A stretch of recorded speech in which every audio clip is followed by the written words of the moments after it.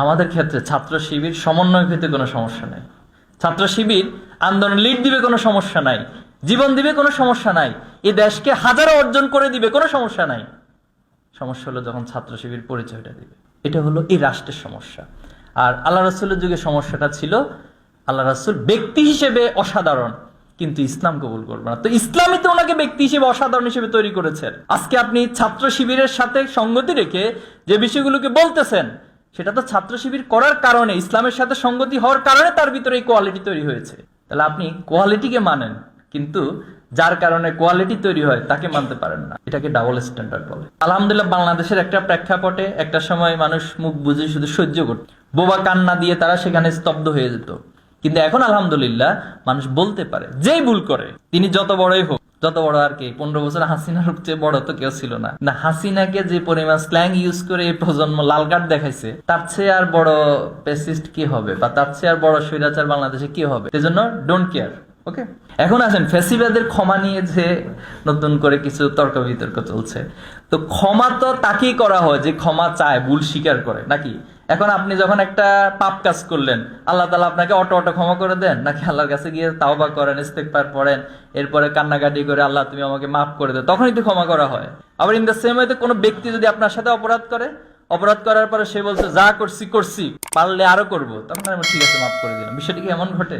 না, বিষয়টা হচ্ছে তাকে আগে তো ভুল স্বীকার করতে হয়, যে আমি যে গণহত্যা চালাইছি, আমি যে অন্যায় করছি, মানুষের উপর জুলুম করছি, এটা আগে স্বীকৃতি দিলাম, ইনশাআল্লাহ আমি এখন থেকে ভালো হয়ে যাব। তখন এবার প্রশ্ন আসবে যে তাকে ক্ষমা করা হবে কি হবে না, নাকি শাস্তি দেওয়া হবে। কিন্তু সে তার অলরেডি আমরা যেটা দেখতেছি তাদের অনলাইন অ্যাক্টিভিজম, এরপর অন্যান্য জায়গায় তারা বলতেছে তারা গণহত্যা চালাই নাই, এখনো পর্যন্ত তারা ওই কি বলে মেট্রো রেল নিয়ে কান্নাকাটি করতেছে। কিন্তু দেখছেন কিনা আপনারা, মেট্রো রেল নিয়ে, বিটিভির ভবন নিয়ে কান্নাকাটি এখনো তারা করতেছে। তো সে ব্যক্তিগুলো, তাদের সামনে হাজার হাজার লাশ, হাজার হাজার মায়ের আহাজারি, হাজার হাজার গুলি, তো আমরা ওই সময়তে আমরা ভিডিওগুলোতে দেখেছিলাম অনলাইনে বিভিন্ন চ্যানেলগুলো। তো তারা এখনো পর্যন্ত অহংকার এবং উদ্ধত্ত প্রকাশ করতেছে, তাহলে তাদেরকে তো ক্ষমার প্রশ্ন কিভাবে আসে?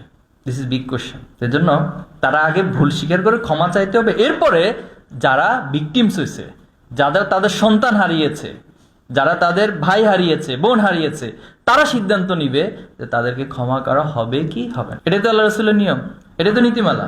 এবং পুলিশকে আমরা বলতে শুনেছি যে একটাকে মারি একটা মরে, বাকিটি যায় না। বাকিটি কেন যায় না?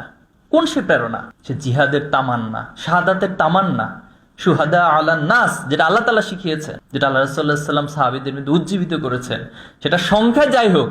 দেখেন, আবু সাইদের হাতে তো কোনো মরণাস্ত্র ছিল না, কোনো আধুনিক কোনো অস্ত্র তো তার হাতে ছিল না, সামান্য একটা আইকনিক লাঠি ছিল, কিন্তু তার বিপরীত পাশে কি ছিল?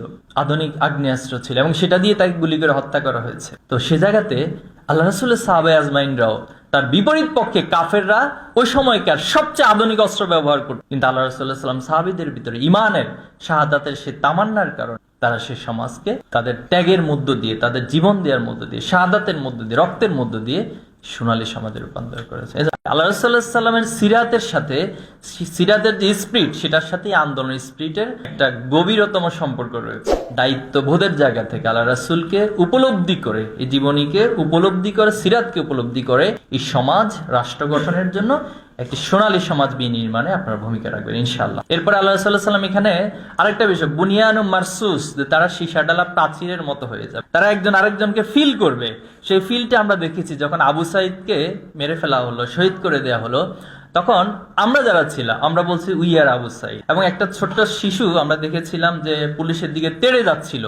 তো তেড়ে যাওয়ার পরে তাকে জিজ্ঞেস করা হলো যে তুমি পুলিশের দিকে এদিকে তেড়ে যাচ্ছ কেন? সে বললো যে সে আমার ভাই আবু সাইদকে হত্যা করছে, আমি দেখছি ভিডিওতে, এজন্য আমি তার দিকে তেড়ে যাচ্ছি। তাহলে সে ছোট্ট শিশু আবু সাইদের বাড়ি কিন্তু রংপুর ছিল না, আবু সাইদের এলাকার আশেপাশে ছিল না। তাহলে সে ছোট্ট শিশুটাকে কোন অনুভূতিটা তৈরি করে দিল যে তুমি আবু সাইদ? আবু সাইদের সে প্রেরণা তৈরি করে দিল। ঠিক একই প্রেরণাটা আল্লাহ রাসূলুল্লাহ সাল্লাল্লাহু আলাইহি ওয়াসাল্লাম সাহাবায়ে আজমাইনদের মধ্যে করেছেন, যারা আল্লাহ রাসূলের প্রতি ঈমান এনেছিলেন, তাদের মধ্যে এই প্রেরণা, এই ভালোবাসা তৈরি করে দিয়েছিলেন। এরপরে ময়দানে আমরা দেখেছি যে একজন আরেকজনকে প্রায়োরিটি দেওয়া। কেউ একজন আহত হয়ে গেছেন, তাকে যখন হসপিটালে নিয়ে যাওয়া হচ্ছে, তাকে মানে সেবা দেওয়ার জন্য আরেকজন ধরে নিয়ে যাচ্ছিল, তখন তারা বলতেছিল যে ভাই আপনারা আগান, আমাকে নিয়ে টেনশন করতে হবে না, আমাকে নিয়ে চিন্তা করতে হবে না, বরং আপনারা ময়দানে টিকে থাকেন এই ময়দানে টিকে থাকতে পারলে এই আন্দোলন সফল হবে। তাহলে সেম মেসেজগুলো তো আল্লাহ রাসূলের সাহাবা আজমিনদের মধ্যে আমরা দেখি। তখন সবাই আহত অবস্থায় একদম পানি নিয়ে আসলো সেবা দেওয়ার জন্য, তখন সে বললো যে আমাকে দিতে হবে না, আমার অমুক ভাইয়ের কাছে পানিটা নিয়ে যান,